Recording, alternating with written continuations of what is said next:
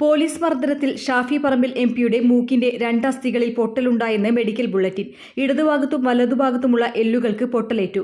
ഇടതസ്ഥിയുടെ സ്ഥാനം തെറ്റിയതായും CT scan report. നിലവിൽ ICUവിൽ നിരീക്ഷണത്തിലാണ്. ശസ്ത്രക്രിയ പൂർത്തിയായെന്നും ഏതാനും ദിവസങ്ങൾ കൂടി ഷാഫി ആശുപത്രിയിൽ നിരീക്ഷണത്തിൽ തുടരുമെന്നുമാണ് ആശുപത്രി അധികൃതർ അറിയിച്ചത്.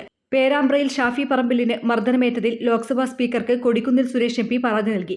പോലീസ് ആക്രമണത്തിൽ അടിയന്തര നടപടി വേണമെന്നാണ് ആവശ്യം. സംഭവത്തിൽ സമഗ്രമായ അന്വേഷണം വേണമെന്നും കൊടിക്കുന്നിൽ സുരേഷ് ആവശ്യപ്പെട്ടു. News desk media vision.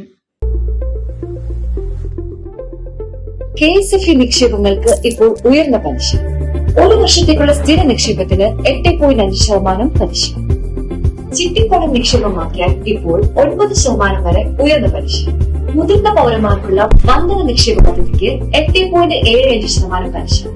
56 വയസ്സ് തികഞ്ഞാൽ തന്നെ ഈ പദ്ധതിയിൽ നിക്ഷേപിക്കാം. നിക്ഷേപിക്കുന്ന മുഴുവൻ തുകയ്ക്കും ഗവൺമെന്റ് ഗ്യാരണ്ടി. ഉടനാകട്ടെ, ഇനി തന്നെ അടുത്തുള്ള KSFE ശാഖ സന്ദർശിക്കും.